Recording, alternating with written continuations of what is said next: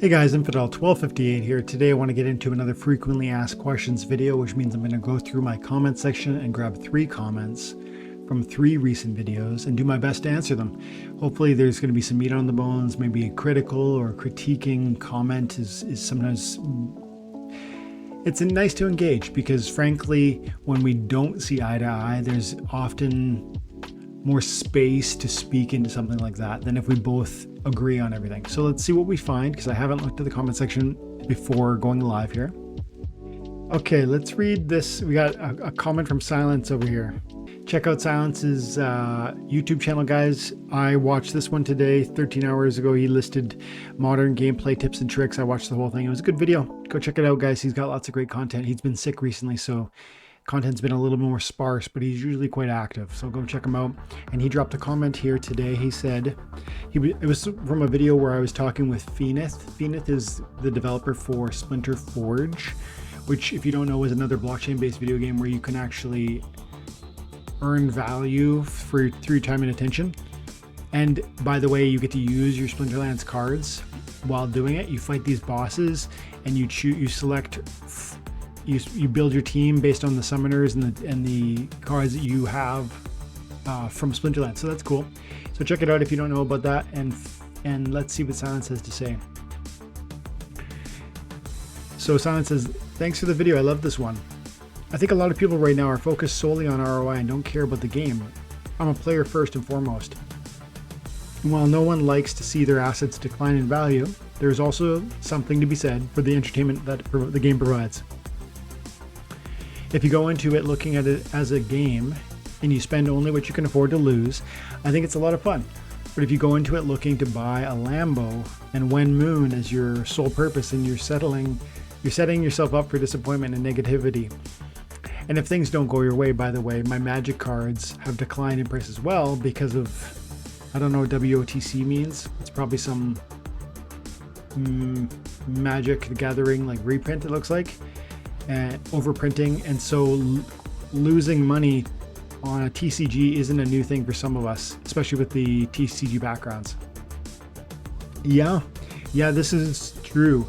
And I would just say, I don't have a lot to add, except check out his channel.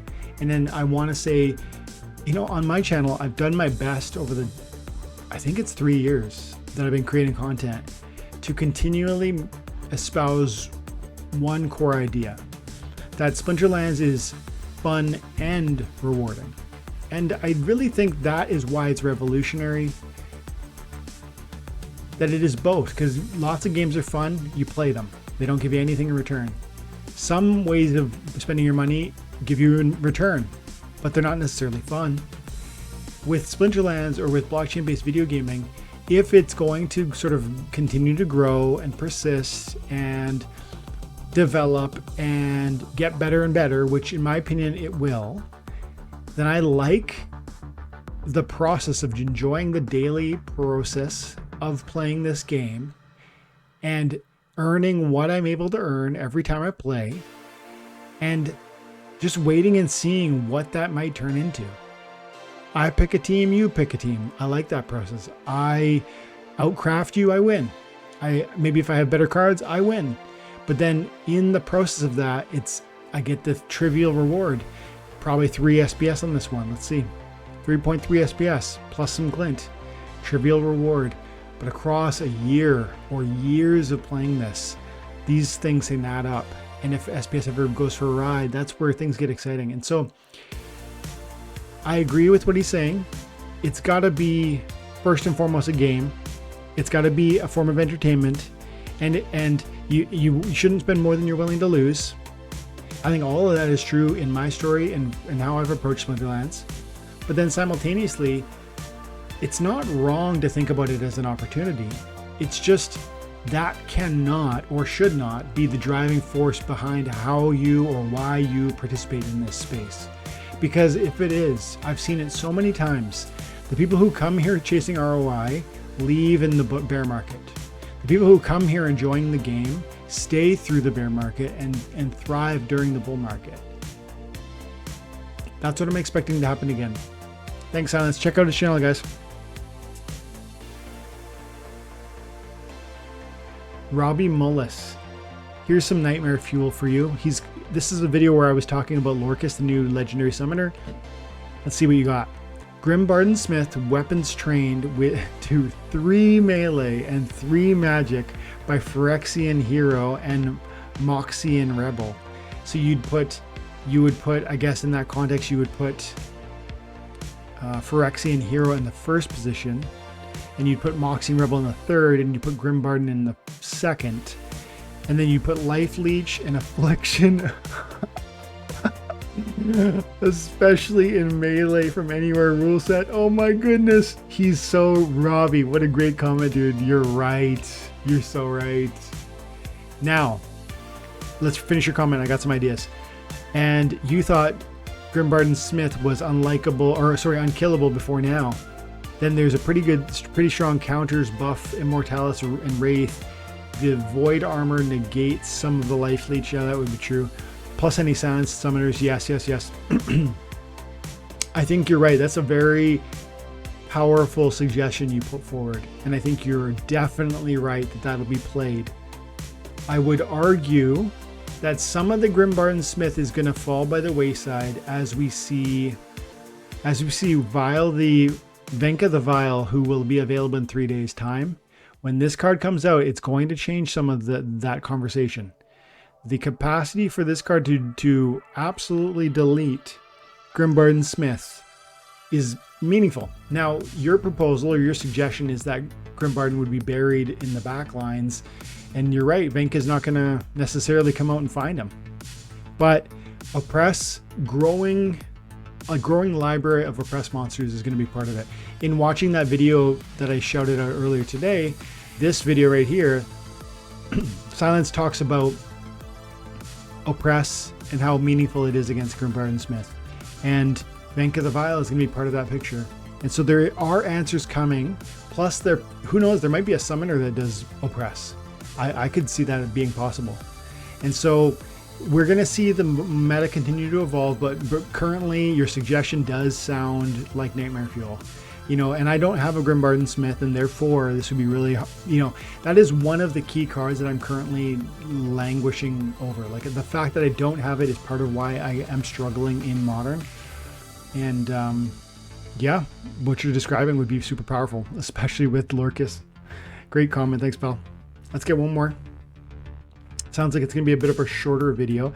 Ooh, lots of comments on the Lorcus one. I see Asmon Gold is making a comment that just sounds a bit confused, so I'm not gonna, this won't be one of the 3 comments, but I just want to clarify. Asmon says, you don't put magic on any spot. All your team has both magic and melee. So he's talking about, in the video I said, maybe you would put magic in the first and second spot and enjoy magic benefit, and then you'd put melee in the back, or you'd put melee in the front and you'd enjoy magic in the back. I wasn't saying and I wasn't implying that some of them will receive magic buff and others will receive melee buff. I understand that that is a global stat benefit, but what I mean is, if I put a magic only monster on the field, that magic only monster is only going to benefit from the magic buff. That's what I was meaning. And same with the melee only monster is going to benefit only from the melee. And so my point was that Lorcus is very versatile because you can approach your team construction from a melee or a magic or both, and they will both benefit from because of how Lorcus is built. So I agree with you. I think there was just maybe a little, a misunderstanding in how I spoke it maybe. Let's get one more. Okay, one from Fat Jimmy. Okay, what do you got to say here?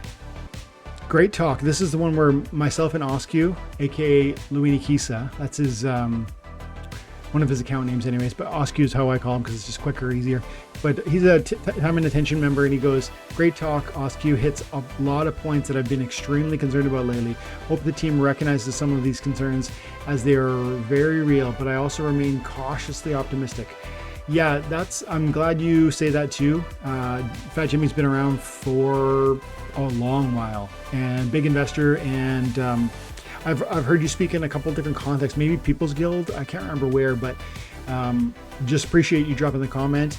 And yeah, this video I was very pleased by it. Like, Oscu's got a real mind for Splinterlands and for the strategy and the team development, as well as even the sort of like the general manager team construction side, as well as the coach like executing the best team or presenting the best team with any given rule set. And so he's very wise about this stuff, and talented player. And so I loved hearing his voice. And we were quite critical of some of the problems or the challenges that we're dealing with, bots, price declines, etc. Like a lot of big issues lately. But a guy like Oscu, who bought thousands of Chaos Legion packs and is still currently sitting on them, is still, at the end of the day, he says, like, I'm not going anywhere, and like I'm hopeful for the future. And that's why I called it Hope or Hopeless with Oscu. I really enjoyed that video, and it was definitely a long conversation. I encourage you guys to check it out. It looks like a lot of people commented on that one. Hey, there's Gathering. One more quick one on the same video. 2 big changes Splinterlands needs to make to possibly save the game. 1, player versus environment mode. Yep, that would be really cool. We need a game mode where players do not play against one another or a bot, but they play against Splinterlands designed game opponent. That would be really cool. I definitely agree. Like boss mode, right? And number 2 change, also amount cards that a player has now or can earn in the future is automatically unlocked and sellable once a player has a certain amount of SPS stake. Looks like in the 10,000s he's looking at. The team can determine the amount.